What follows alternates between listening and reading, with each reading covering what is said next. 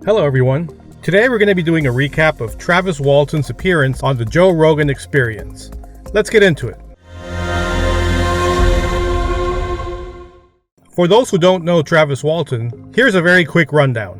Travis has one of the most, if not the most, credible alien abduction story ever. He's been a figure in the subject of UFOs and aliens since 1975, when he was supposedly abducted by a UFO, then brought back. There's been a movie made about the incident called Fire in the Sky, which later proved to be not the most accurate representation of some of the key events in the actual story. And after that, there have been many documentaries and videos made of Travis's case. A few months ago, he made an appearance on Joe Rogan, where we get to hear his story in the way only a JRE episode can tell it. In this video, we'll show you clips of key conversations, as well as give you bullet points to what was said during his appearance, just in case you don't have enough time to watch the full 2-hour interview. I do, however, always encourage you to watch the show on Spotify to get all the details. You'll also notice that I'm going to be doing a lot of jump cuts in the video, so this video doesn't end up being an hour long. So let's watch an opening clip. Here he states why his story should be considered credible. Travis here talks about pre-events to the abduction. Even get along with all those guys. No, actually, that very morning I'd had a fight with Alan, he'd gone out to my girlfriend's house and told her, dump that guy, come with me, We got in a fight there in Mike's backyard, and he tried to do a spin kick on me and fell on his can, and, Steve remembers that little set too there.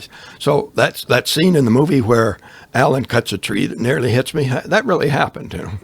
Wow. He then talks about how he went missing and how the guys were being framed for murder, which led to a lot of friction between the crew. He talks about the beam that hit him and how the guys described it. But they were basically describing the same thing, but just interpreted. One guy said it was a foot by beam that hit me. Another said that it looked like a long blue flame. Another compared it to a bolt of lightning. But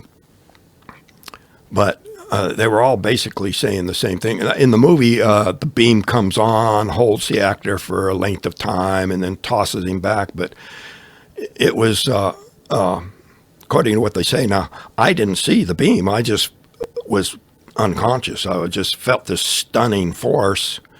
And they said it threw me back, 10, 20 feet. He talks about how skeptics tried to shoot the whole thing down and gives examples. He talks about the movie Fire in the Sky. He talks about meeting Betty Hill. Joe then asks him to take him back to the day it happened. And this is what he has to say. Just loaded up our equipment. We're headed out. And I looked up ahead and I saw this kind of glow coming through the trees. First I thought, no big deal, it was deer hunting season. Thought maybe there was some hunters camped up on the hill up there. Maybe light shining through a tent. It was still something really strange, kind of caught my eye. And one by one, the other guys in the crew started looking, but nobody said, oh my God, what's that? Or anything like that. It was just kind of an idle curiosity at first. But when we burst into the clearing where we could see the source of this glow, it was just, whoa, it was just mind-blowing instantly. And then he goes and talks about how other people saw the UFO leave the area. He talks about how his brother went frantically looking for Travis's body and having confrontations with the logging crew. Then they go back to talking about what he saw when they got into the clearing. What do you remember seeing when you ran into the clearing? Well, the whole clearing was lit up with this weird glow. It's really hard to for any artist or movie to try to duplicate the strange glow there was there. Made everything look really, really pretty eerie, and did it have a color to it? It was kind of a golden color, but with a kind of a softness to it that it wasn't like beams of light shooting out. It was just this haze of light. And did it seem to come from a specific part of the craft, or? Most of the surface seemed to be glowing. There were darker areas that didn't give off light, but it was the parts that weren't glowing.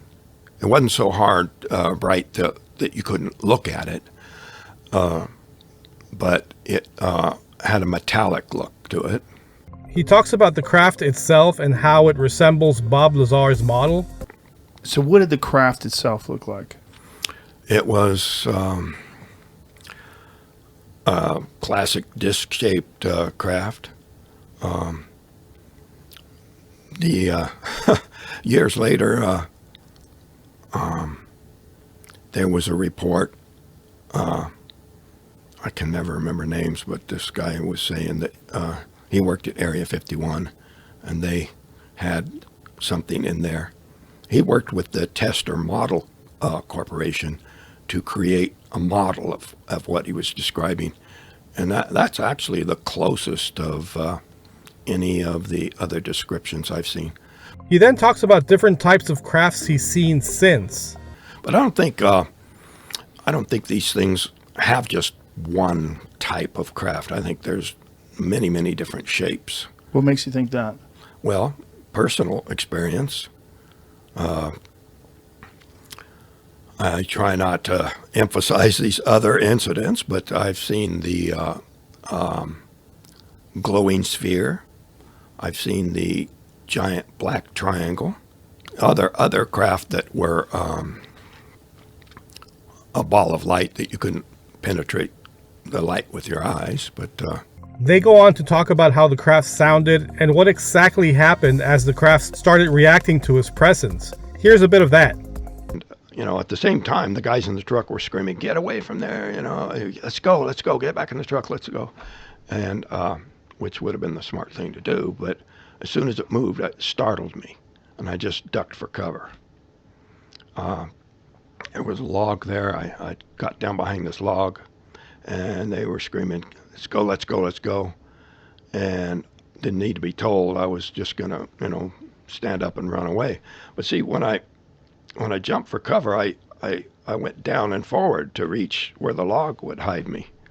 And that brought me closer to it. So when I stood up, at that point, that was the closest I was to the object. How close? It was still like 8 or 10 feet away, from the surface of it. But that was when the energy discharge happened. I've worked on a number of theories about what might have happened. At the time, some of the other guys on the truck were thinking, immediately Steve said, "It got him." Like, if you shot a deer, you got it, Right. And so it might not have been, as we assumed at first, that it was some kind of stun gun or something, but maybe just closing that gap allowed this energy to leap to ground through me. Then he talks about what he thinks happened when he got struck. Travis then talks about his Fulgurite theory. They then talk about the site where it happened and the anomalies that happened afterwards to the area. He talks about some differences between the film and what actually happened. That they had to go back. Now, in the movie, when Mike says we got to go back, the crew doesn't want to go. So they get out and wait.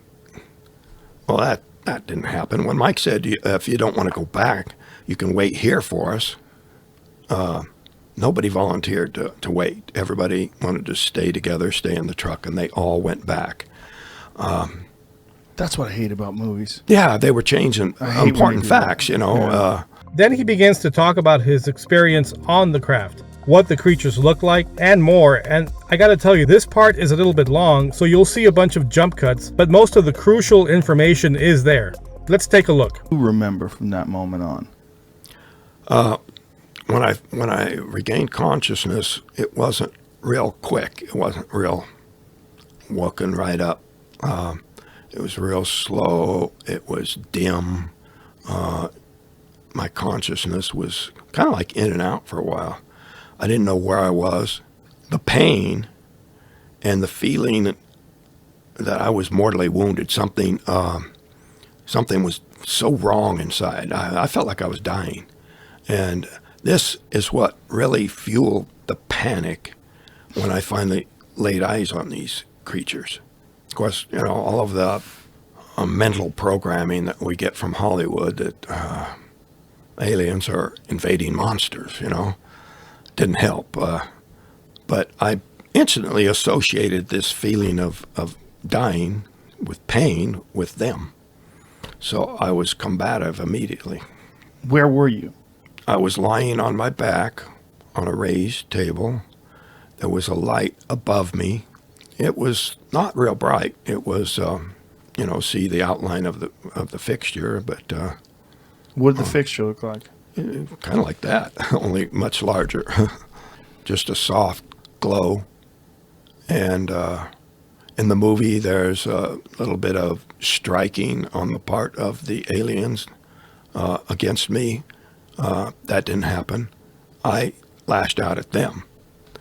The one closest to me, I felt really weak. I didn't have enough strength to do much. So when my arm contacted him, he just fell back very unexpectedly easy into the other one. And I rolled off the table in the other direction. And they came around the table, and the three of them were coming towards me. And I just grabbed something from behind me, an object off of the shelf there, and started swinging it at them. What was the object? It was just some large, long cylinder or rod, glass, some clear material. I wasn't studying it. I was looking at them and swinging wildly, screaming threats. They stopped, and I was planning on attacking more fully, just making way past them. The only doorway I could see was on the other side of them. And it looked like a doorway? Yeah, it looked like a doorway, just, And what did they look like? I guess it's a pretty typical description nowadays. Very large eyes, hairless, 2 eyes, nose, mouth. I didn't see them speak or no change in the expressions. And to me, that in the face of all the screaming and the fear that I was projecting, their lack of reaction probably just added to my panic. But did they feel like they were a living creature, or did they feel like they were a robot? Well, they were without expression, I'll say that. But, I've had 45 years to think about that. In more recent years, I think, well, maybe if they're telepathic and it's developed enough to where they don't need to talk, they also don't need facial expression. Right. And so their ability to communicate with each other would be much richer and more complete than we have. And speech and frowns or smiles or whatever would become obsolete pretty quick. Yeah. Then Travis goes on to talk about his reaction and thoughts on the whole thing. Dating, I was, on the verge of catatonic for weeks after it happened. But I don't want to relate this story in order to inspire fear, because I've had enough time to think about it that I think that it was unwarranted, that my reaction was just due to my ignorance of the situation. The fact that I was returned at all is pretty significant, Yeah. The idea that these beings are just kidnapping people willy-nilly and doing terrible things to them, I don't subscribe to that theory. Now, I try to separate what I actually experienced from things that I've concluded just from thinking about it. But it seems to me that, they've been seen, observed, there have been sightings for all, before I was born. Had you heard of the Betty and Barney Hill story before you were abducted? I probably had. But if I thought if they had some sort of sinister intentions, it'd be a done deal. They wouldn't be sneaking around, hiding, and Right. I believe with that level of technology. Look at it this way. Human beings, just virtually everything technological that we have is just a few hundred years old.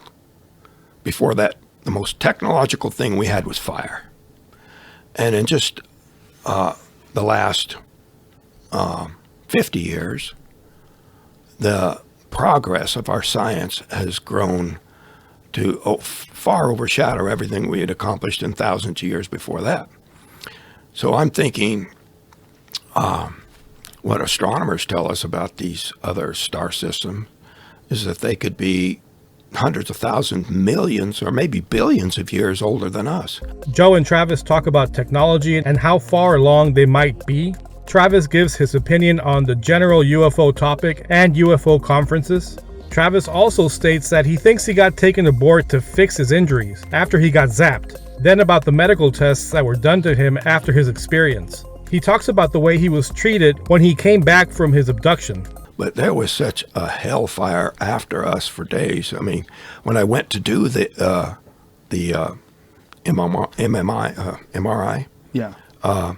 we were driving out of the parking lot, and there he is, they screamed, and followed us through traffic. It was just crazy, the level of fear. Then they go back to talk about his experiences in the craft. This part is long, so again, you'll see a bunch of jump cuts. But just rest assured that I've included most of the important parts. I want to take it back to being inside that craft. So you remember lashing out at them. You remember swinging at them with this rod that you found. And what do you remember after that? Well, the feeling of suffocation may have been some inadequacy of the atmosphere in there. It may have been some kind of injury from being blasted in the chest area. That's where they said the beam hit me, impairing my ability to breathe in some way. There was no damage to your clothes? No burn holes or anything like that. Was there any damage on your body that you could see? Was there?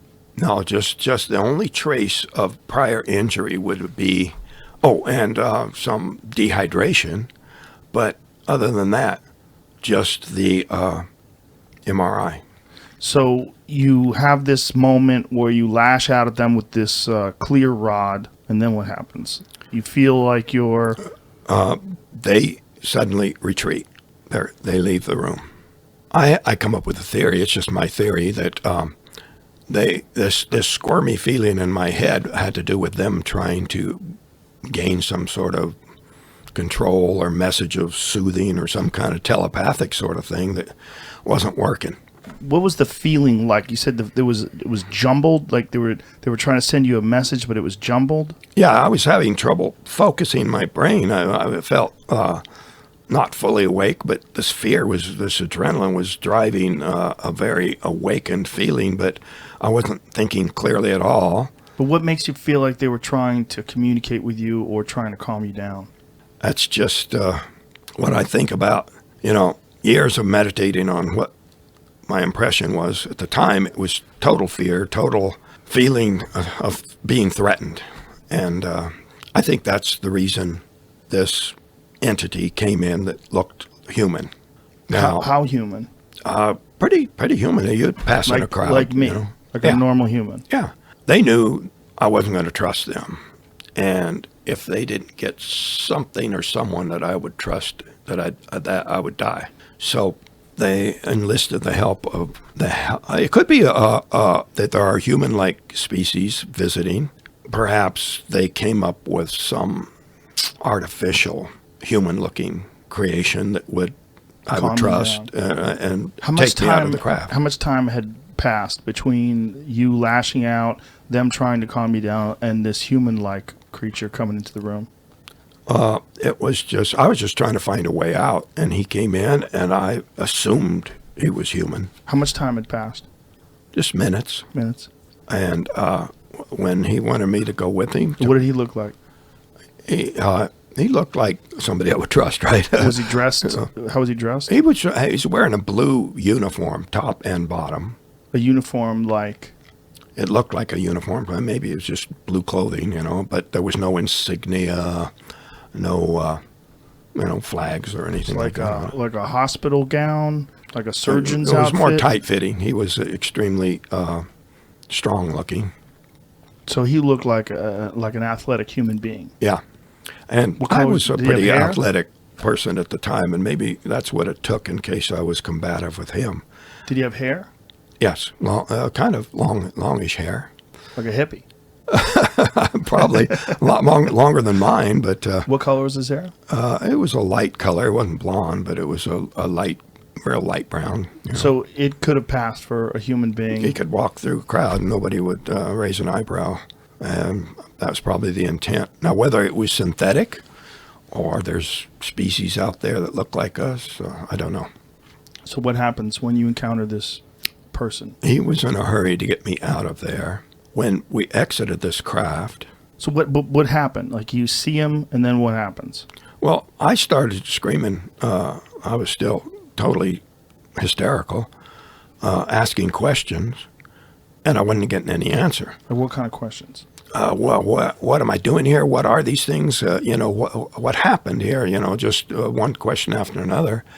And he didn't seem inclined to answer, and he was wearing a helmet, a clear helmet, whether that had to do with the atmosphere in there or like a COVID-type precautions or something. I'm sure. Who knows? A fully clear helmet, like a fishbowl? Yeah.